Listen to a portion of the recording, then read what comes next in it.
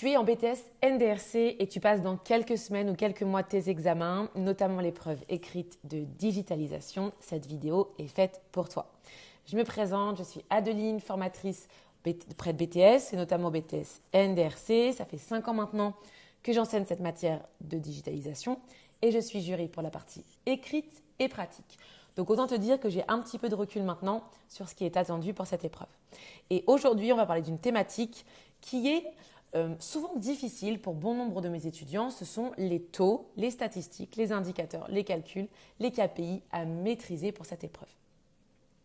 L'idée, elle est de balayer l'entièreté des taux que tu dois maîtriser en parlant de leur but, de leur utilité, de la formule, de leur interprétation. Et puis, on fera pour chacun d'entre eux un exercice en direct pour que tu t'entraînes et que je te corrige, en tout cas que je fasse la correction pour que tu puisses voir comment calculer ce taux. Je t'invite à rester jusqu'à la fin de cette vidéo également puisque à la fin, je te donnerai le lien vers un mini site web pédagogique que j'ai créé exclusivement pour toi qui va te permettre de t'entraîner régulièrement sur ces taux et de voir si tu les maîtrises. Alors, au programme aujourd'hui, 5 types d'indicateurs, ceux des sites web, ceux des campagnes d'emailing, ceux de la satisfaction client, ceux de la performance commerciale et enfin l'indicateur des réseaux sociaux. Si tu maîtrises certains de ces indicateurs, eh bien, je t'invite à te rendre directement aux indicateurs pour lesquels tu veux une petite piqûre de rappel. Et on commence tout de suite avec les indicateurs web. C'est parti. Premier indicateur, on parle du taux de rebond. Le taux de rebond, ça mesure la part des visiteurs qui quittent un site web sans aucune interaction. Souvent, on te dit qu'ils quittent le site web en n'ayant consulté qu'une seule page. Ça permet d'évaluer l'attractivité d'une page. En effet, si toi tu réfléchis un petit peu à la manière dont tu consommes le site web, quand tu arrives sur un site et que tu repars aussitôt, c'est très régulièrement que ce site web n'était pas attractif, il n'était pas visuellement attrayant ou alors il ne correspondait pas à ta demande. La formule ici, elle est assez simple. En plus, tu peux vraiment t'en souvenir si tu connais la signification du taux de rebond. Le taux de rebond, c'est le nombre de personnes qui n'ont vu qu'une seule page du site par rapport au nombre de personnes qui ont vu ton site. Et ça, fois 100 puisque c'est un taux. L'interprétation, elle est assez simple. Retiens que le taux moyen du taux de rebond, c'est entre 40 et 60%. Si tu es en dessous de ce taux, attention, hein, c'est excellent. Un taux de rebond qui est autour de 10, 20 ou 30%, c'est vraiment bien. Parce que ça veut dire que la majeure partie des gens, ils sont restés sur ton site. Alors qu'à l'inverse, un taux de rebond qui est supérieur à 60%, 70, 80, 90, c'est plutôt problématique parce que ça veut dire que la majeure partie des gens quittent ton site web à peine consulter la page d'accueil. Maintenant, on s'entraîne. Ce que je t'invite à faire dans quelques secondes, c'est à mettre pause sur cette vidéo et à t'entraîner à calculer le taux de rebond à partir des données qui sont ici. Moi maintenant, je vais passer à la correction. Donc si tu veux faire seul de ton côté, mets pause maintenant. C'est parti pour la correction. Donc ce qu'on veut calculer nous ici, c'est le taux de rebond. On rappelle rapidement la formule. Le taux de rebond, c'est le nombre de visiteurs ayant consulté une seule page par rapport au nombre de visiteurs totaux. Ok ? Et je le rappelle, c'est un taux, donc je fais fois 100. Ça, c'est ma formule du taux de rebond. Ok ? Je vais remplacer ça par les données que j'ai. Donc, taux de rebond est égal, donc là, tu vois, nombre de visiteurs ayant consulté, je peux voir ici que c'est 2892. Nombre de visiteurs totaux, je vois ici que c'est 4820 et je fais fois 100. Le total, je vais le faire en même temps que toi. 2892 divisé par 4820 fois 100, ça fait donc 60%. J'ai rédigé de manière cohérente, j'ai explicité mon calcul avec la formule, j'ai remplacé les données et j'ai mis mon résultat pour que le jury voit toutes les étapes de ma réflexion. Okay ? Un taux de rebond à 60%, est-ce que c'est bien, pas bien ? Effectivement, c'est plutôt correct. Je te rappelle que le taux de rebond moyen est de 50%. Donc, quand je suis à 60%, je suis dans la moyenne haute, mais je reste dans la moyenne. On continue. Le second taux qu'on va aborder, c'est le taux d'abandon. Là, on parle vraiment plutôt d'un site e-commerce et on diagnostique l'activité de ce site. Le taux d'abandon, il mesure la part des clients qui commencent un achat et qui ne le finalisent pas. Ça peut être un taux d'abandon global, par exemple, le nombre de paniers abandonnés par rapport au nombre de paniers créés. Mais ça peut être aussi un taux d'abandon étape par étape dans le tunnel d'achat. Le tunnel d'achat, je te rappelle, ce sont toutes les étapes par lesquelles passe un internaute à partir du moment où il a mis en panier et jusqu'à ce qu'il ait validé sa commande et reçu le mail de confirmation. Okay. Donc, quand tu veux voir si ton tunnel d'achat il est optimisé, il faut calculer le taux d'abandon étape par étape pour voir quelle est l'étape qui est défaillante. Donc là, ici, j'ai mis la formule générique, mais garde à l'esprit que le taux d'abandon, c'est vraiment une logique de savoir d'étape en étape combien de personnes, j'ai perdu combien de personnes. Le taux d'abandon moyen, global, il est entre 70 et 80%. Donc tu vois, c'est déjà extrêmement élevé. Si c'est encore plus élevé que ça peut être plusieurs problématiques, soit le prix est trop cher, soit une problématique sur l'étape du paiement, de la livraison, une problématique globale de confiance ou sur n'importe quelle autre étape du tunnel d'achat. On s'entraîne à nouveau, je t'invite à mettre pause si tu veux tester de ton côté, je vais passer à la correction. Alors, c'est parti. Ici, du coup, je vais rappeler la formule du taux d'abandon. Donc, le taux d'abandon, c'est le nombre de paniers, j'ai oublié un petit n, pardon, le nombre de paniers abandonnés par rapport au nombre de paniers créés, et ça, fois 100. Là, je rencontre une problématique dans le tableau que j'ai mis ici, parce qu'en fait, je n'ai pas les paniers abandonnés. Mais je peux le trouver très simplement. J'ai 500 personnes qui ont créé des paniers. Sur ces 500 personnes, j'en ai 140 qui sont allées jusqu'au bout. Donc, à ton avis, il m'en reste combien? Combien ne sont pas allés jusqu'au bout? Effectivement, 500 moins 140. Du coup, ici, j'ai 360 personnes qui ne sont pas allées jusqu'au bout. Maintenant que j'ai cette donnée, je peux continuer mon taux d'abandon. Donc, taux d'abandon, ici, je remplace mes données chiffrées dans la formule. 360 divisé par 500 et ce fois 100. Je calcule en même temps que toi. Ça fait du coup un taux d'abandon à 72%. Ok, donc l'idée à nouveau, c'est de donner une opinion. 72%, c'est bien, c'est pas bien. On a vu effectivement que c'était aussi dans la moyenne du taux d'abandon. Le taux suivant, toujours sur les sites de e-commerce, c'est le taux de mise en panier. Donc en fait, là, je vais évaluer l'attractivité du produit. Il y a combien de personnes qui ont ajouté au panier par rapport aux personnes qui sont venues sur mon site. Okay, et donc ça, fois 100. L'idée, c'est de se dire que si mon taux de mise en panier il est faible, j'ai une problématique de conversion, donc une problématique de prix, de fiche produit ou une problématique de confiance globale sur mon site. À nouveau, on s'entraîne. Je t'invite à mettre pause si tu veux te tester tout seul. La correction de cet exercice, donc je rappelle à nouveau la formule, taux de mise en panier est égal au nombre de paniers créés divisé par le nombre de visiteurs sur le site et tout ça fois 100.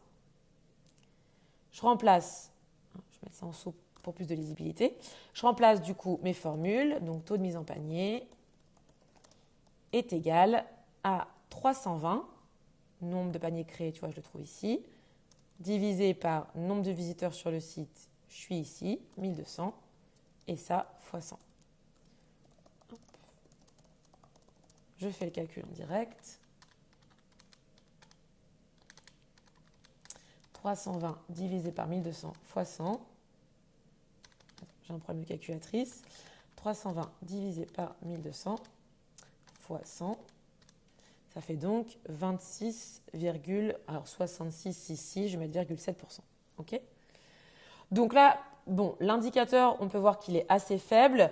Il reste quand même existant, mais effectivement, ça serait bien de l'optimiser. Peut-être que les gens n'ont pas confiance en mon site, peut-être que le CTA sur la fiche produit n'est pas assez visible, peut-être que la fiche produit en elle-même n'est pas assez attrayante. À toi de voir du coup les différents éléments qui peuvent impacter ce taux de mise en panier. Autre indicateur, là pareil, on est toujours sur un indicateur d'analyse du site e-commerce, c'est le taux de conversion. Le taux de conversion, ça mesure vraiment l'efficacité commerciale globale du site, à la fois la qualité de la mise en panier, la qualité du tunnel d'achat. Donc, c'est un indicateur global qui permet d'avoir une mesure sur l'efficacité, mais vraiment sur l'efficacité générique. C'est-à-dire qu'en fait, si cet indicateur n'est pas bon, à lui seul, c'est difficile d'identifier pourquoi il n'est pas bon. Donc, la formule de ce taux, c'est conversion, donc achat, divisé par le nombre de visiteurs fois 100. On estime qu'un bon taux de conversion, il est entre 2 à 3% et inférieur à 1%, il faut vraiment l'améliorer. On s'entraîne sur ce taux. Je t'invite à mettre pause. Et moi, je passe à la correction. Alors ici, tu vois, j'ai le nombre de ventes et j'ai le nombre de visiteurs. Donc, je rappelle toujours la formule. Taux de conversion est égal au nombre de ventes divisé par le nombre de visiteurs fois 100. Je remplace du coup mes données. Donc, 432 et divisé nombre de visiteurs, c'est 4810 fois 100. Je vais calculer ça à nouveau en direct avec toi. Donc 432 divisé par 4810 fois 100.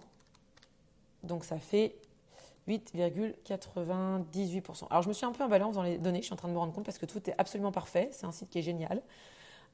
Donc là, effectivement, je vais recalculer pour être sûr que je ne me sois pas trompée. Ça me paraît très haut, mais peut-être que... Non, c'est ça. Donc là, effectivement, le taux de conversion, il est absolument incroyable. Donc le site doit être parfait, tout doit bien rouler. Si j'étais sur un taux de conversion inférieur à 1, effectivement, je dois préconiser des actions à mettre en place pour l'améliorer. Okay. Dernier indicateur de cette partie sur le e-commerce. On va parler du taux de clic. On l'appelle également le CTR. Attention, il ne faut pas le confondre avec le taux de clic de la campagne d'emailing. Okay. Le CTR, click-through rate, ça mesure l'attractivité d'un lien ou d'une publicité. Nous, on va beaucoup en parler du CTR quand tu dois mesurer la qualité de ton référencement. Par exemple, tu as fait une campagne de SIA ou tu as fait une stratégie de SEO. On va regarder du coup par rapport au nombre d'impressions sur le moteur de recherche, sur le SERP. On va regarder du coup combien de personnes ont cliqué. D'accord ? Et on vient bien sûr multiplier par 100 pour voir tout ça. On estime qu'un CTR entre 2 et 5%, il est plutôt correct. Okay. À nouveau, on s'entraîne et tu vas voir que c'est toujours la même logique. Donc, je t'invite à mettre pause si tu veux faire tout seul. On voit que le CTR, la formule, c'est le nombre de clics par rapport au nombre d'impressions. Alors, impression, je ne sais pas si tu es familier avec ce terme. Quand on parle d'impression, on a également ce terme pour les posts sur les réseaux sociaux. En fait, ça veut dire le nombre de vues. C'est le nombre de personnes qui ont vu ce lien ou qui ont vu ce post si on parle des réseaux sociaux. Donc là, c'est ça le nombre d'impressions. Ça peut être remplacé par nombre de vues le jour de l'examen. Okay. Donc là, dans notre contexte, le CTR, donc le CTR, c'est le nombre de clics, donc 2880, divisé par le nombre d'impressions, donc là sur le SERP, donc les résultats du moteur de recherche, 12 520 fois 100. On fait ça en direct pour ceux qui ont fait un petit peu de suspense pour voir si vous avez eu bon. Et donc, j'ai l'impression encore que je me suis trompée. Laissez-moi refaire. Hop. Quand ça vous paraît incohérent, n'hésitez pas à... non, ok. Donc là, 23%, ok, donc c'est excessivement bien. Ça veut dire que, bon, je suis sur une campagne là de référencement, donc normalement, le CTR, il est un peu plus élevé que sur le classique. Mais en fait, l'idée là, c'est vraiment de se dire, ok, il y a 12 000 personnes qui ont vu le lien de mon site et il y en a 2880 qui ont cliqué dessus. Donc, 23% des gens qui ont vu mon lien ont cliqué. Dans ce contexte-là, ça veut dire que ma balise titre ou ma balise métadescription était de qualité. Allez, petite pause. Bois un verre d'eau, respire 2 minutes, dégourdis-toi les jambes. On va passer maintenant aux indicateurs d'emailing. Ça, on les utilise quand tu dois évaluer du coup la performance d'une campagne d'emailing. Alors, on commence par le premier taux, qui est le taux de délivrabilité. Ce taux, il mesure si les emails sont bien arrivés à destination. Parce que quand tu as un fichier de mail, eh bien, il y a peut-être des mails qui n'existent plus, des mails qui ont été supprimés par leur propriétaire. Et donc, ce n'est pas parce que tu as envoyé un mail que le mail il est bien reçu. Donc, le taux de délivrabilité, il vient mesurer la qualité de ton fichier client et donc, du coup, le nombre de personnes qui ont bien reçu le mail. Donc là, l'idée, c'est de calculer le nombre de mails délivrés ou reçus, c'est un synonyme, d'où le nom de délivrabilité, par rapport au nombre de mails envoyés, et ça, fois 100. On estime que la moyenne du taux de délivrabilité, elle est autour de 95%. Si c'est en dessous de ça, ton action, elle est de qualifier la base de données. C'est parti pour l'entraînement. Là, on va analyser 2 campagnes d'emailing et on va voir du coup laquelle des deux est la plus performante. Je t'invite à faire pause si tu veux faire l'exercice de ton côté. Moi, je passe à la correction. Alors, pour la campagne numéro 1, on va du coup calculer le taux de délivrabilité. On va rappeler la formule délivrabilité. C'est donc du coup les mails délivrés ou reçus. Je te rappelle que c'est un synonyme par rapport aux mails envoyés. Okay, et ça fois 100. Donc, le taux de délivrabilité de cette campagne, c'est donc du coup le nombre de mails délivrés, 9700, divisé par le nombre de mails envoyés, 10 000. Bon, là, tu peux le faire avec la calculatrice. Là, c'est assez simple. Ça fait 97%. OK ? Donc là, cette première campagne d'emailing, elle est plutôt bien parce que le fichier est validé à 97%. On va passer à la campagne numéro 2. Donc là, je n'ai pas besoin de remettre la formule parce que je l'ai fait juste avant. Donc, j'ai prouvé au jury que je connais bien la formule. Donc, je vais passer directement au calcul. Ça va me faire gagner du temps. Mail délivré ici, 6400. Mail envoyé, 8000. Bon, là, de tête, c'est plus compliqué, en tout cas pour moi. Hop, fois 100. Et donc, du coup, là, je suis à 80%. Donc, le taux paraît élevé. Mais vu que la moyenne du taux de délivrabilité est de 95%, là, c'est extrêmement faible par rapport à la moyenne. Donc, je dois noter que du coup, il faut qualifier le fichier. On continue. L'indicateur suivant sur les campagnes d'emailing, c'est le taux d'ouverture. Donc, les gens ont reçu mon mail. Ça y est. Maintenant, je vais mesurer combien de personnes l'ont ouvert. Et donc, ça mesure l'efficacité de l'objet du mail. Parce que tu ouvres un mail souvent quand l'objet il est attrayant, qu'il te donne envie de l'ouvrir. La formule, elle est hyper simple aussi. Email ouvert par rapport aux emails reçus fois 100. On va quasiment tout faire par rapport aux emails reçus ou délivrés. Retiens bien ça. La moyenne du taux d'ouverture, elle est entre 20 et 30%. Si c'est plus faible, c'est que tu dois rendre l'objet de ton mail attractif. C'est parti, mets pause si tu veux faire l'exercice de ton côté. Moi, je passe à la correction. Comme tout à l'heure, on va dissocier les 2 campagnes. Donc, campagne numéro 1, le taux d'ouverture. On rappelle la formule, donc mail ouvert par rapport au mail délivré, fois 100. Donc, dans mon contexte ici, mon taux d'ouverture de la campagne numéro 1, il est 3700 mails ouverts par rapport à 9700 mails envoyés, et ça fois 100. Ça donne donc, je le fais en direct avec toi, 3007 divisé par 9700 fois 100, ça donne donc 31%. Donc là, mon taux, il est très correct. La moyenne est autour de 20 à 30%. Je suis au-dessus de la moyenne, donc rien à retirer. Je fais la même chose pour la campagne numéro 2. Le taux d'ouverture, je te rappelle que quand tu l'as déjà calculé avant, pas la peine d'en mettre la formule. Ici, du coup, j'ai 864 mails ouverts par rapport à 7200 mails délivrés. Ça sent une performance beaucoup moins sympa ici. Donc là, effectivement, excuse-moi, j'ai oublié le fois 100, que je ne l'oublie pas. Ça fait du coup 12%. Donc là, on est bien en dessous de la moyenne qui est entre 20 et 30%. Ça veut dire que je dois retravailler l'objet de mon mail. L'idée, c'est de comparer les 2 campagnes. Si tu dois en choisir entre celle-ci et celle-ci, on voit bien que l'objet de la première campagne d'emailing, l'objet du mail, il est beaucoup plus attrayant que la deuxième. Donc, c'est celui-ci que je dois garder. On poursuit. Une fois que les gens ont ouvert le mail, normalement, dedans, il y a un CTA qui est bien mis en évidence. Donc, on va regarder si les gens ont cliqué sur ce fameux CTA. Et donc, du coup, on va mesurer l'intérêt pour le contenu. Donc là, ici, la formule, c'est le nombre de personnes qui ont cliqué par rapport au nombre d'emails délivrés ou reçus fois 100.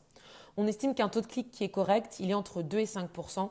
S'il est plus faible, il y a plusieurs possibilités, plusieurs éléments à retravailler. Peut-être que le CTA n'est pas assez mis en avant. Alors, je ne l'ai pas reprécisé, mais le CTA, c'est le call to action. C'est le bouton d'appel à l'action. C'est vraiment ce qui incite les gens à faire une action, l'action qui est ton objectif en fait de l'envoi de la newsletter. Tu peux également retravailler l'attractivité globale du mail ou peut-être revoir la cible. On s'entraîne pour ce taux ? C'est parti, mets pause si tu ne veux pas voir la correction tout de suite.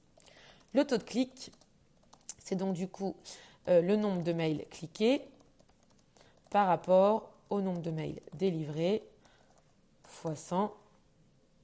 Alors, tu vois, à chaque fois, je ne mets pas strictement la même chose dans la formule. Des fois, je mets nombre de mails, des fois, je mets juste mail. Ça, typiquement, on s'en fiche le jour de l'examen. L'idée, c'est que tu aies compris à quoi ça sert ce taux et que tu aies en tête, en fait, les indicateurs que tu utilises dans la formule. C'est tout ce qu'on va venir évaluer. Donc, le taux de clic Pardon, j'ai pas mis l'email. Dans l'email numéro 1, on va commencer par celui-là. Donc, le taux de clic, c'est donc 80, clique sur le lien, divisé par 6000, nombre de mails délivrés, fois 100. Ça donne donc 80 divisé par 6000 fois 100. Ça donne 1,3%. Donc là, on voit bien que c'est en dessous de la moyenne. Donc, ce n'est pas forcément ce contenu d'email qui va être à privilégier. On va plutôt voir le deuxième. Donc, taux de clic pour le deuxième. Ici, nombre de clics 300 par rapport au nombre de mails délivrés 6000 fois 100. Ça donne donc, je fais le calcul en direct, ça donne 5%. Donc là, on est extrêmement bien. Pareil, si on te demande de choisir entre les deux emails, ça arrive souvent, on appelle ça des tests AB. Quand tu fais des campagnes d'emailing, tu peux en fait envoyer deux types de mails à tes clients, ça te permet, ou prospects. Ça te permet en fait de savoir quel mail a le meilleur retour, et notamment le taux de clic. Donc là, si on te demande de choisir, typiquement, voilà, l'email numéro 2 avec un taux de clic à 5%, il est nettement supérieur. On passe maintenant au taux de réactivité. Alors, le taux de réactivité, c'est comme le taux de clic, sauf qu'on ne regarde pas par rapport au nombre de mails reçus, on va regarder par rapport au nombre de mails ouverts. En fait, ça va mesurer l'efficacité de ton mail, mais uniquement parmi les gens qui l'ont déjà ouvert. C'est-à-dire qu'en fait, tu vois, la qualité de ton objet, on le met un peu de côté, on veut vraiment regarder que la qualité du mail en elle-même. D'accord ? Donc, on va regarder du coup le nombre de personnes qui ont cliqué par rapport au nombre de personnes qui ont ouvert. Ça, c'est un indicateur qui est pour l'examen, mais je ne suis pas sûre que sur le terrain, ce soit un indicateur qui soit vraiment regardé. Donc, je n'ai pas de taux à te donner. L'idée, c'est que plus il est élevé, mieux c'est. On s'entraîne à nouveau pour ce taux. Je t'invite à mettre pause si tu veux faire tout seul. Donc, pour l'email numéro 1, on va regarder ce que ça donne. Donc, le taux de réactivité, je rappelle la formule. Nombre de mails cliqués par rapport au nombre de mails ouverts fois 100. Hop, donc je remplace mes données, taux de réactivité. Donc là, du coup, de l'email numéro 1, je suis à 100, divisé par le nombre de mails ouverts, 2000, fois 100. Et donc, du coup, ça donne 5%.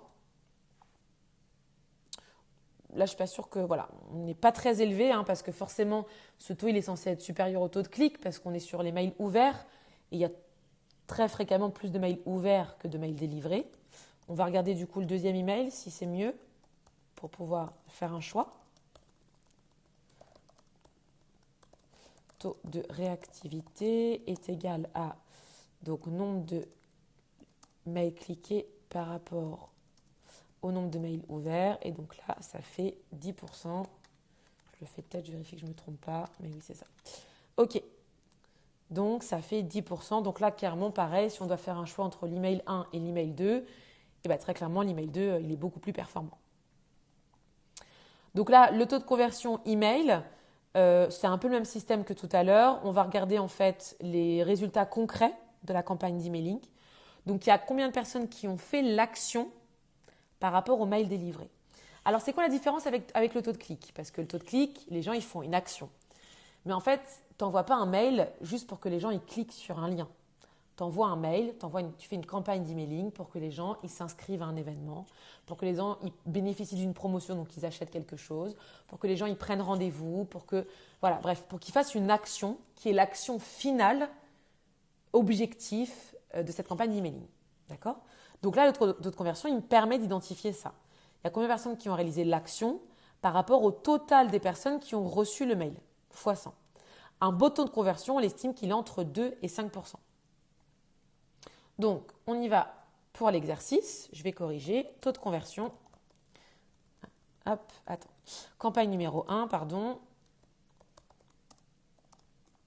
Donc, taux de conversion est égal au nombre. Là, c'est des achats, tu vois. Ça peut être autre chose. Hein. Vraiment, ça, c'est pas fixe. C'est pour ça que j'ai mis action. C'est vraiment pour te dire que ça peut être n'importe quoi. Nombre de mails délivrés fois 100. Je remplace mes données. Taux de conversion est égal à 80 divisé par 4000 fois 100. Et donc, du coup, ça donne 2%. Donc là, je suis plutôt dans la moyenne. La moyenne basse, mais la moyenne quand même. On va voir la seconde campagne. Campagne numéro 2. Taux de conversion est égal. Du coup, là, on est à 40 divisé par 4000 fois 100. Et donc là, ça va donner 1%. Donc, à choisir entre les deux, la campagne numéro 1 est plus efficace que la campagne numéro 2. Je ne sais pas si tu as vu, hein, on a encore un taux à voir, mais jusqu'ici, globalement, depuis qu'on a commencé, en fait, ces taux, c'est simple, c'est rébarbatif. Tu pars vraiment du début de ta campagne d'emailing et puis tu déroules en fait au fur et à mesure les éléments et en fait, c'est toujours la même logique. À part le taux de réactivité, tu vas toujours regarder par rapport au nombre d'emails qui sont reçus ou délivrés. Excuse-moi. Et donc, du coup, en fait, tu déroules comme ça au fur et à mesure. Il n'y a vraiment pas de difficulté. L'idée, c'est de comprendre en fait l'intérêt de l'analyse de la campagne d'emailing. Bien, on arrive au dernier taux qui est donc du coup le taux de désinscription. Donc là, en fait, ça mesure le nombre de personnes qui se désinscrivent, qui rejettent ta campagne d'emailing. Donc là, c'est tout simplement le nombre de désinscriptions par rapport au nombre de mails délivrés. Un taux qui est autour de 1% et inférieur, c'est bien. Ce taux, attention, hein, c'est un peu comme le taux de rebond. Si le taux de désinscription il est élevé, c'est négatif. Ça veut dire que plein de gens se désinscrivent de ta newsletter, donc il y a quelque chose qui ne convient pas. Le contenu, une fréquence trop récurrente, une cible inadaptée, à toi de voir, mais en tout cas, ce n'est pas un indicateur qui est positif quand il est élevé. Un bon taux de désinscription est très bas. Allez, on y va, on s'entraîne de nouveau. C'est parti. Dernier du coup, KPI de la campagne d'emailing. Donc pour la campagne numéro 1, le taux, alors je suis désolée, je vais changer en direct parce que du coup, je n'ai pas changé ça. Des inscriptions. Ok. Donc le taux de désinscription est égal du coup au nombre de désinscriptions. C'est un peu rébarbatif. Désinscriptions par rapport au nombre de mails délivrés. Et toujours, puisque c'est un taux, tu vas finir ma phrase, fois 100. On y va. Ok. Je remplace mes données de la formule par mes données chiffrées. Taux des inscriptions est égal. Donc là, mes désinscriptions, c'est 30 divisé par 10 000 fois 100. Ça doit faire 0,03. Je préfère vérifier 0,3%. Donc là, on est vraiment très bien parce qu'on est largement en dessous des 1%. Donc, c'est un excellent résultat. On va voir si c'est pareil pour la campagne numéro 2.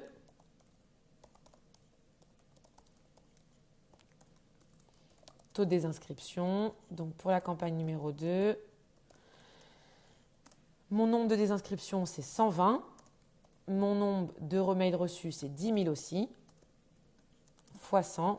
Et ça me donne donc du coup 1,2%. Donc là, à nouveau, je l'ai fait de tête pour essayer d'entraîner un petit peu mon cerveau. Mais malgré tout, je ne veux pas me planter parce que j'ai été arrogante et que j'ai pensé que j'étais capable de le faire de tête. Donc, je vérifie toujours. Hop. 120 divisé par 10 000 fois 100. Et ça donne bien 1,2%. Donc là, tu vois bien, alors on n'est pas beaucoup plus, on n'est pas bien supérieur au taux de 1%, mais on est quand même supérieur et notamment bien supérieur par rapport à la campagne numéro 1. Ok, on a balayé tous les taux de la campagne d'emailing. On fait à nouveau une petite pause, un break, respire, reprends cette vidéo plus tard. On va continuer avec les taux de satisfaction client. Alors, dans la satisfaction client, on a 3 indicateurs à voir. On a le NPS, le CSAT et les CES. et le CES, pardon. Ce sont les 3 indicateurs qui sont absolument indispensables pour analyser la satisfaction client. Donc, ces indicateurs, on les traite principalement, en tout cas dans le cadre de ton examen, dans un contexte de CRC, Centre de Relations Clients. Et on va commencer du coup par le NPS. Donc le NPS, ça fait partie des taux dont tu dois absolument connaître la formule parce que ça ne s'invente pas. Je ne sais pas si tu as vu, jusqu'ici, je suis plutôt essayé de t'expliquer que apprendre les formules par cœur, ce n'est pas très malin. Il faut que tu comprennes la logique du taux. Comme ça, tu peux savoir comment l'utiliser et tu peux aussi réussir à te débrouiller avec les données que tu auras le jour de l'examen. Le NPS, pour le coup, ne fait pas ça parce qu'il faut vraiment que tu connaisses par cœur. Ça ne s'invente pas. Le NPS, l'acronyme, ça veut dire Net Promoter Score, ça mesure la recommandation client. En fait, ça mesure le taux de recommandation après une réponse à une question qui est sur une échelle de 1 à 10, obligatoire. À combien est-ce que vous recommanderiez notre entreprise, notre service, notre produit? Okay. La formule, et on va voir dans le détail après, c'est le pourcentage de promoteurs moins le pourcentage de détracteurs. Okay. L'interprétation. Il faut que tu saches que le NPS, l'échelle du NPS, c'est moins 100 à 100. Donc la moyenne de ça, c'est 0. Donc quand tu es à 0, c'est acceptable. Quand tu es à 50, c'est excellent. Et si tu es en dessous de 0, c'est hyper important d'identifier les sources d'insatisfaction client. Alors si tu te sens de le faire, je t'invite, je t'en prie, fais-le. Sinon, on va faire la correction ensemble immédiatement pour voir un petit peu comment s'organiser pour faire le NPS. Alors, pour faire le NPS, il y a plusieurs étapes. La première étape, c'est de compter le total des voix. Donc, tu vois, ici, on voit les notes. Donc, il y a la note de 0 à la note de 10. Et ici, on a le nombre de personnes qui ont voté. D'accord? Donc, première étape, on va faire le total des voix. Donc, on va faire, je le fais avec toi, 5 plus 12, plus 2, plus 14, plus 16, plus 25, plus 27, plus 26, plus 31, plus 42, plus 36. Ça me fait du coup 236. Donc j'ai 236 personnes qui ont voté. Maintenant, il va falloir que je ventile par catégorie. Donc je te rappelle les 3 catégories dans le NPS. La note de 0 à 6, ce sont les détracteurs. Et eux, on va calculer combien ils sont. Donc de 0 à 6, je fais l'addition. Donc 5, plus 12, plus 2, plus 14, plus 16, plus 25, plus 26. C'est bien le 6 compris. Donc j'ai 101 voix. Okay. Ensuite, les notes 7 et 8, ce sont les passifs. OK. Et enfin, là on ne va pas les compter, ce n'est pas utile pour la suite. Les notes 9 et 10, ce sont les promoteurs et eux, je vais les calculer. Donc 42 plus 36, ça fait 78 voix. Ça va jusque-là? Donc, tu as vraiment ces 3 catégories. Tu ne les choisis pas, ces catégories. C'est-à-dire qu'en fait, c'est comme ça. Les catégories, elles sont dès le départ dans ce NPS. Donc, tu ne les choisis pas. 0 à 6, c'est des détracteurs et 9 et 10, c'est des promoteurs. Okay. Alors, je ne sais pas si c'est très visible ça. Attends, je vais changer de couleur pour que tu puisses bien voir. Voilà, on va mettre un beau vert. OK. Maintenant, il faut que j'arrive à identifier la proportion de détracteurs par rapport au total et la proportion de promoteurs par rapport au total. Donc ça, c'est un petit produit en croix, hyper simple. Je vais mettre une petite cellule ici pour te montrer. Hop. Alors, je le fais en direct avec toi. Je vais juste agrandir un petit peu. Ok. Donc là, l'idée, c'est j'ai 101 voix, tu vois, et le total, c'est 236. Donc, je veux savoir, ça fait combien en pourcentage? Donc, ce que je vais faire, hop, je vais essayer de faire ça, voilà. Donc, en fait, ça, tu vois, j'ai 101 voix ici par rapport à 238 voix. Donc, je veux savoir, ça fait combien en pourcentage? Donc, le calcul, il est assez simple. Je vais faire 101 fois 100 divisé par 236. Et donc, du coup, ça va me donner ce fameux résultat ici. Okay. Donc, on fait ça ensemble. 101 fois 100 divisé par 236. Et donc, du coup, ça fait ici, le fameux point d'intégration, il fait 42,8%. OK ? Ça veut dire que là, mes détracteurs, ils représentent ici 42,8% des voix. OK ? Ce qu'on va faire, ce que j'aimerais que tu fasses, on va faire la même chose pour les promoteurs, mais si tu n'as pas réussi à le faire tout seul avant, j'aimerais que tu fasses pause et que tu essaies de t'entraîner tout seul, excuse-moi, sur les promoteurs, que tu reprennes cette logique et que tu essaies de le faire tout seul. OK ? Mets pause et moi, je vais passer à la correction. Donc, sur les promoteurs, je vais faire pareil.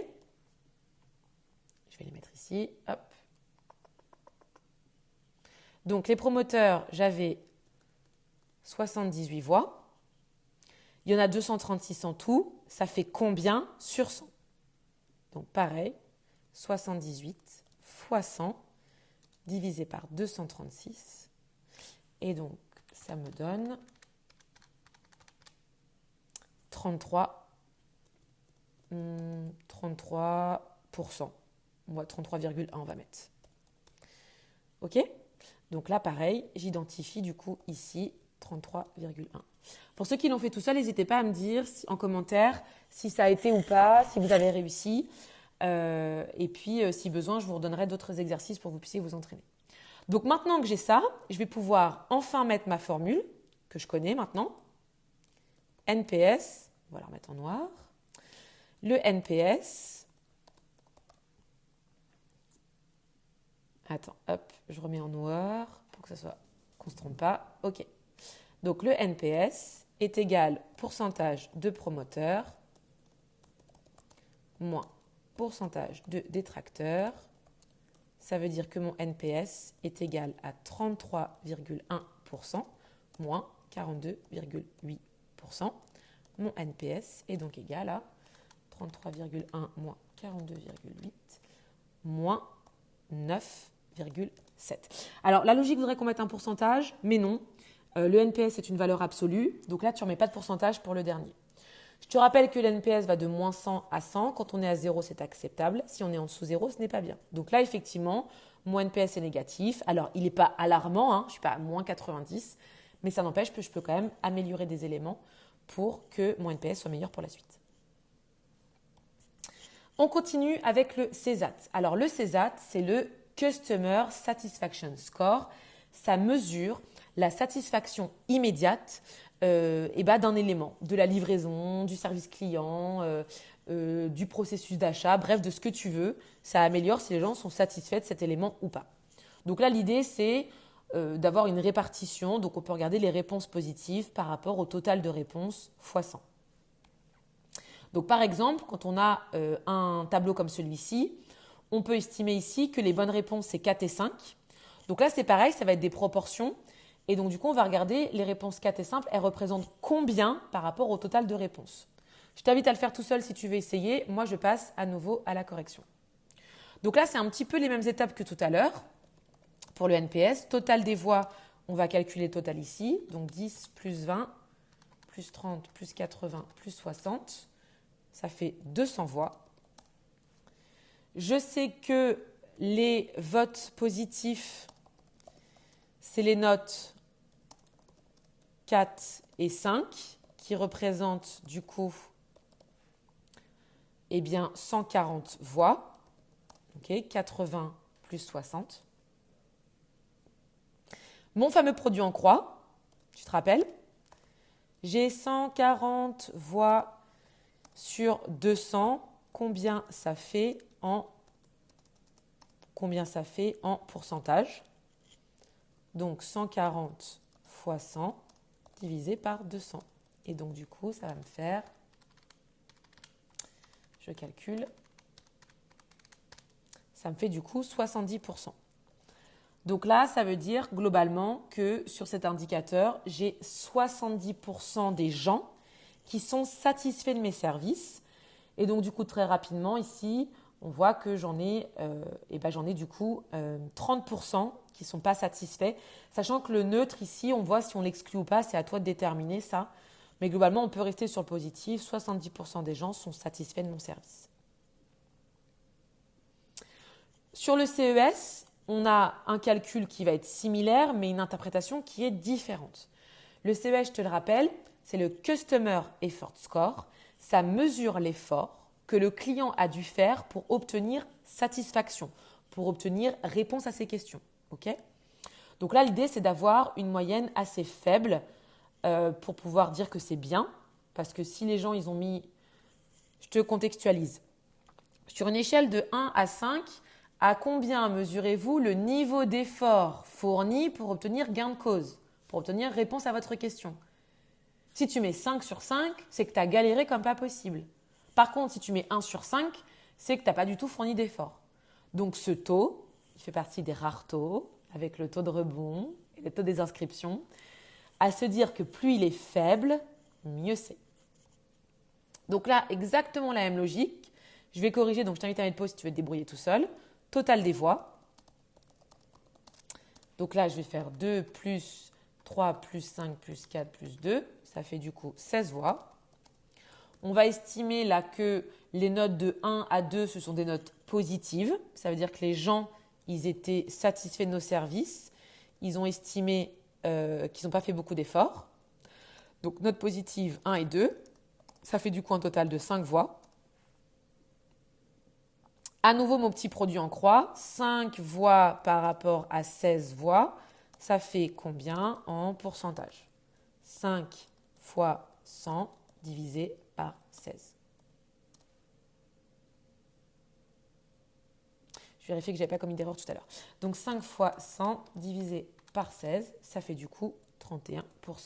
Donc là, je peux dire qu'il y a 31% des gens qui estiment avoir fait peu d'efforts pour obtenir gain de cause. Et là, c'est plutôt négatif parce que ça veut dire qu'à contrario, j'ai 69% des gens, presque 70% des gens, qui estiment avoir fourni beaucoup d'efforts pour avoir gain de cause. Donc là, tu vois, c'est plutôt négatif comme indicateur.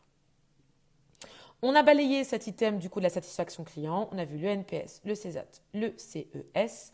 On va passer maintenant à la performance commerciale. Alors là, ça peut rejoindre un petit peu ton programme de E4. Je n'ai pas tout sélectionné, j'en ai sélectionné 3, je crois, de mémoire des indicateurs. Ceux qui peuvent plus facilement revenir dans l'épreuve E5, mais effectivement, c'est bien quand même que tu en connaisses d'autres dans l'épreuve E4, notamment le taux de marque, le taux de marge, le ROI, les fonds de roulement et tout ça, parce que du coup, ça peut éventuellement tomber. C'est assez rare, mais c'est dans le programme, donc ça peut tomber. Si jamais c'est des indicateurs que tu veux, n'hésite pas à me faire un petit commentaire. Je te ferai une vidéo spéciale indicateur E4 pour t'accompagner pour l'examen. Alors, on commence par le grand classique. Ça fait partie des taux. Pour le coup, il faut aussi connaître la formule. Comme le NPS, ça ne s'invente pas, le taux d'évolution. Franchement, c'est impossible de l'inventer. Il faut que tu le connaisses par cœur. Alors moi, je l'ai appris avec valeur d'arrivée, valeur de départ. Toi, tu peux l'apprendre peut-être avec valeur finale, valeur initiale. C'est strictement la même chose. Le taux d'évolution, ça mesure la progression d'un indicateur entre deux périodes. Vraiment, il faut que tu aies un réflexe. Si le jour de l'examen, tu as un tableau avec plusieurs mois ou plusieurs années, c'est qu'on attend un taux d'évolution. Je veux dire, tu réfléchis même pas, un petit peu quand même, mais tu te dis qu'à un moment donné, il va falloir un taux d'évolution. Okay ? Donc, je te rappelle la formule. Valeur d'arrivée moins valeur de départ, divisé par valeur de départ fois 100. À apprendre par cœur, il n'y a pas de négociation possible. VA moins VD, divisé par VD fois 100. Okay ? Et on fait gaffe quand on s'entraîne, si on s'entraîne avec une calculatrice de smartphone, parce que dans les mathématiques, il y a des règles, et donc il faut vraiment bien mettre les parenthèses. Parce que les règles de mathématiques, c'est que la division se fait avant la soustraction. Donc si tu ne mets pas de parenthèses, tu n'auras pas les mêmes résultats que moi. Okay ? Allez, on y va, on s'entraîne avec le taux d'évolution ici du chiffre d'affaires, un grand classique. Donc, je remets ma formule, taux d'évolution est égal à VA moins VD divisé par VD fois 100. Et je mets mes parenthèses pour que mathématiquement, ça tienne la route. Ok. Donc, on y va. Taux d'évolution, je vais remplacer mes données. Donc, la valeur d'arrivée, c'est la valeur la plus récente, celle à laquelle j'arrive. Donc là, c'est 2025. Donc 92 000 moins ma valeur de départ, 80 000. Excuse-moi, j'ai fait une erreur ici, je suis en train de me rendre compte. Je divise tout ça par la valeur de départ, 80 000. Et ensuite, je fais un petit fois 100. On calcule ça ensemble? Donc fais attention, je te répète, hein, entraîne-toi déjà dès à présent avec ta calculatrice d'examen, c'est quand même plus malin. Mais si tu as smartphone, on fait attention du coup de bien respecter les étapes parce que sinon tu vas avoir un résultat erroné. Donc 92 000 moins 80 000 divisé par 80 000 fois 100. Ça me fait un taux d'évolution de 15%. Donc là, c'est positif. Je pourrais avoir un moins 15%, ce qui ferait que ça serait négatif. D'accord? Donc en fonction du contexte, à voir s'il vaut mieux un taux positif ou un taux négatif. Le taux suivant, c'est le taux de réalisation. Donc là, on va évaluer l'atteinte d'un objectif. Je devais faire 100 ventes, je n'en ai fait que 90, j'ai atteint 90% de mon objectif. Okay? Donc là, c'est le résultat divisé par l'objectif fois 100. Et l'objectif, bien sûr, c'est d'avoir 100%, ça veut dire que c'est atteint ou d'avoir plus. Donc là, on va comparer du coup l'activité de deux commerciaux, le commercial A et le commercial B. L'objectif est de réaliser. Mes pauses, si tu veux le faire tout seul, je passe à la correction. Donc le commercial A, il avait, on va mettre la formule, donc taux de réalisation, on peut dire également taux d'atteinte. C'est donc du coup réalisé divisé par objectif fois 100. On y va, on remplace les formules, taux de réalisation est égal à réaliser c'est 90, objectif fois 100. Bon là c'est assez simple à faire de tête, ça fait 90%. Le commercial A, il a atteint son objectif à hauteur de 90%. Le commercial B, on va faire la même chose. Réaliser 140, objectif 120 fois 100. Donc du coup, il a fait 140, il devait faire 120.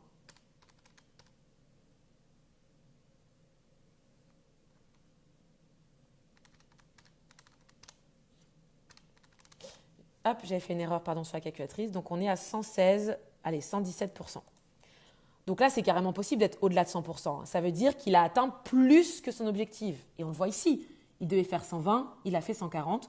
Donc là, c'est excessivement positif, c'est très bien. Allez, on passe à un indicateur qui va prendre un petit peu plus de temps, c'est la taille de l'équipe commerciale. Ça permet de déterminer le nombre de téléacteurs nécessaires. Donc la formule globale, on va calculer le temps de la charge globale, okay, combien j'ai besoin de temps pour effectuer la mission qui m'a été confiée, et on va diviser ça par rapport au temps de travail d'un seul téléacteur.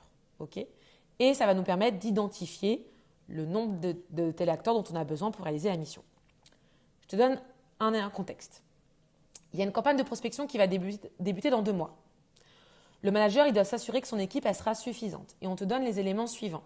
Okay, si tu te sens capable, fais-le tout seul, sinon je passe à la correction. Ici, 3 étapes. Étape numéro 1, je vais calculer la charge de travail. La charge de travail, c'est la mission, elle va me prendre combien d'heures en tout. Okay, donc là, je regarde, je sais que j'ai 10 000 appels à faire. Ok, par semaine, d'accord. La campagne, elle va durer 4 semaines. Ok, donc j'ai combien d'appels à faire en tout? Je vais en avoir du coup 40 000. Ok, 40 000 appels à passer. Très bien. Ensuite, je sais qu'un appel, il dure 3 minutes. Donc 40 000 appels par 3 minutes, ça va me durer 120 000 minutes. Okay, en minutes, ce n'est pas hyper pertinent comme indicateur, donc on va essayer de transformer ça en heures. Donc j'ai juste à diviser par 60. 120 000 minutes divisé par 60, ça va donc me donner 2000 heures. Pour réaliser toute cette mission, mon équipe, elle a besoin de 2000 heures. Ok? J'arrive du coup à l'étape numéro 2, calculer, alors j'aurais dû préciser là, excuse-moi, la charge de travail globale, calculer on va y arriver, calcule le temps de travail d'un seul téléacteur. Donc là, je sais que le téléacteur, il travaille pendant 6 heures, et ce, 5 jours par semaine. Et sur la campagne, elle va durer 4 semaines. Ok ? Donc, un téléacteur, il a combien de temps disponible ? 6 heures fois 5 heures fois 4 semaines. Il a du coup 120 heures de disponible. Et ensuite, ce que je fais, c'est que je mets ces deux calculs en rapport l'un avec l'autre. Ok ? C'est-à-dire que, alors j'essaie de trouver la place. L'étape numéro 3, c'est la taille de l'équipe. J'ai 2000 heures à faire et un téléacteur peut en faire 120 heures. Du coup, j'ai besoin de presque 17 personnes parce que ça fait 16,66. Ok ?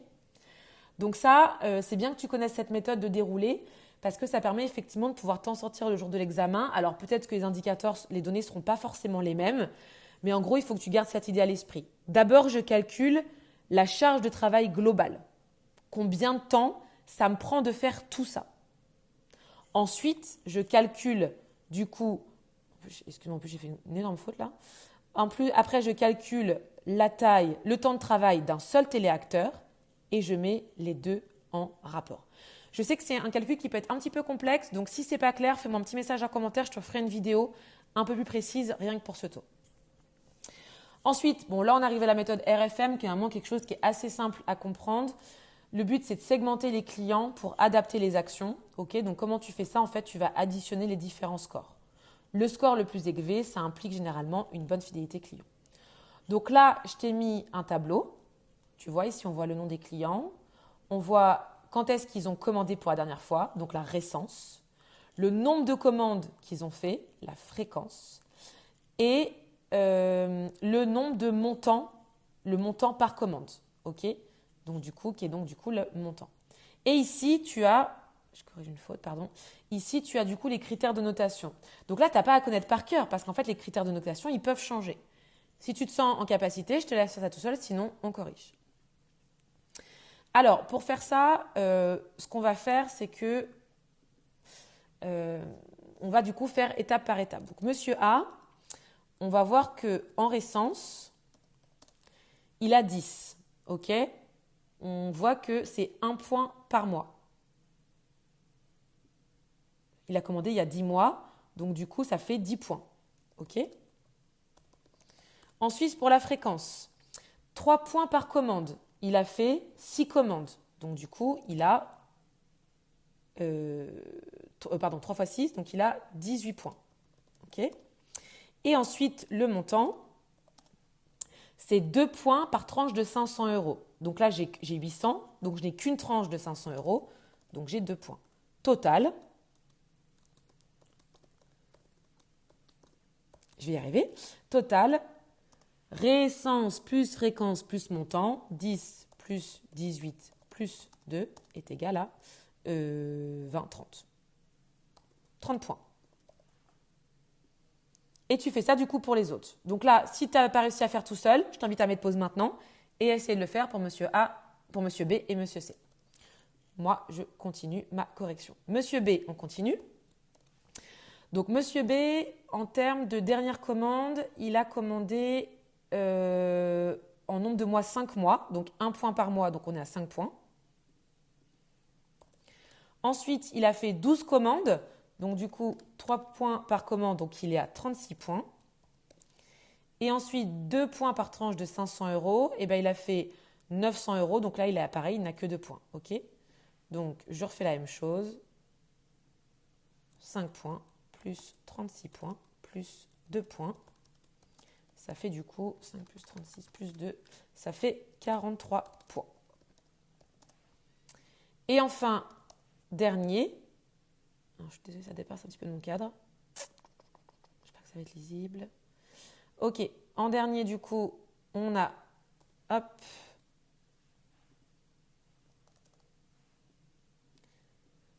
Madame C.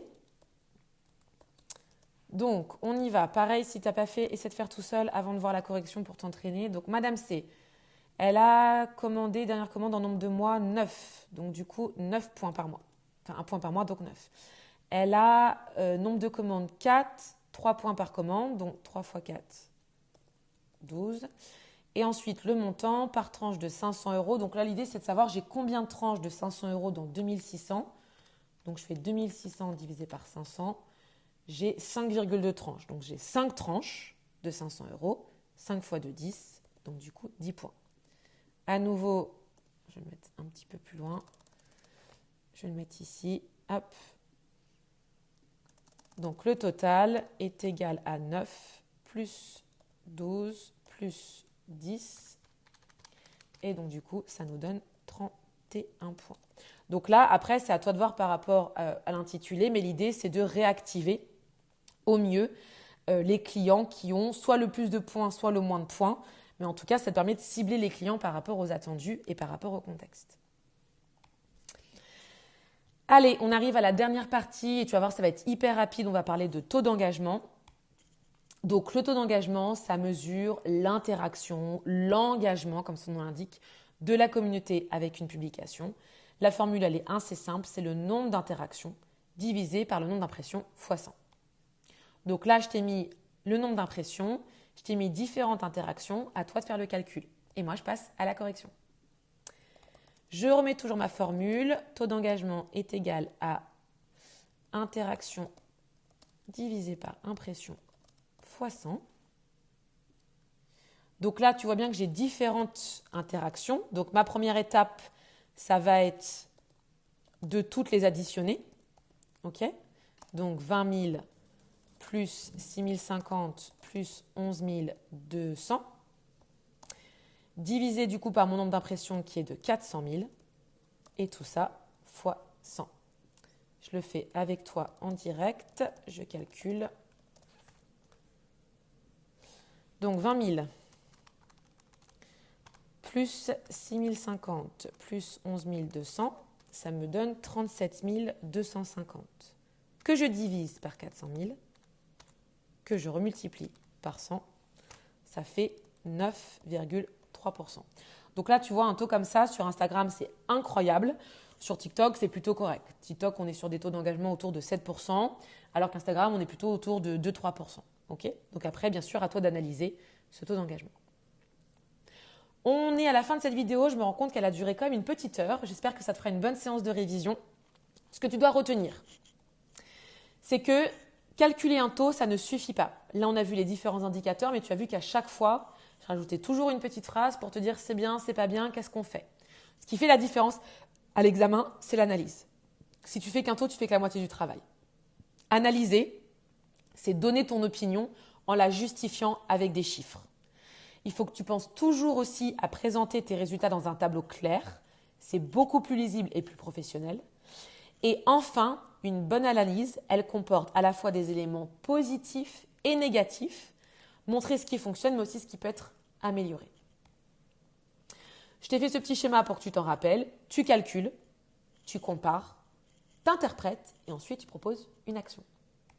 Surtout, si tu as la moindre question par rapport au calcul, n'hésite pas à mettre un message en commentaire. Sinon, je te donne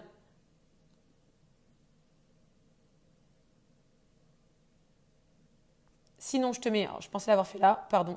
Je te donne du coup en commentaire l'accès à mon LinkedIn, à mon Instagram et à mon TikTok. N'hésite pas à venir me poser tes questions directement, j'y répondrai avec plaisir. Et juste pour finir, chose promise, chose due, je te mets également le lien vers ça, donc qui est un site web que j'ai créé moi-même. Tu vois, mon BTS ndrac.fr. Je l'ai créé via Claudia. L'idée, c'est que tu as deux niveaux, le niveau entraînement et le niveau cas pratique. Donc, commence par ça. Ça reprend ici les indicateurs web, emailing, satisfaction client, performance commerciale et réseaux sociaux. Il te suffit de lire l'intitulé, de mettre ici ta réponse, de vérifier. Si ce n'est pas la bonne réponse, tu peux tester autre chose. Et ensuite, tu peux voir le corriger en détail. OK ? Tu fais ça pour tous tes indicateurs et tu fais ça également pour les cas pratiques. Ça te permet du coup de t'entraîner. Ça ressemble plus au BTS blanc, enfin au BTS. Ça te permet de t'entraîner du coup en condition. Voilà, écoute, je suis à la fin de cette vidéo. Merci beaucoup de ton écoute. Et à nouveau, je suis vraiment à 100% disponible. Si tu as la moindre question, n'hésite pas. Sur LinkedIn, c'est Adeline R. Et sur TikTok et Instagram, c'est donc mon BTS NDRC. Je te souhaite bonne révision et à très vite pour une prochaine vidéo. Bye.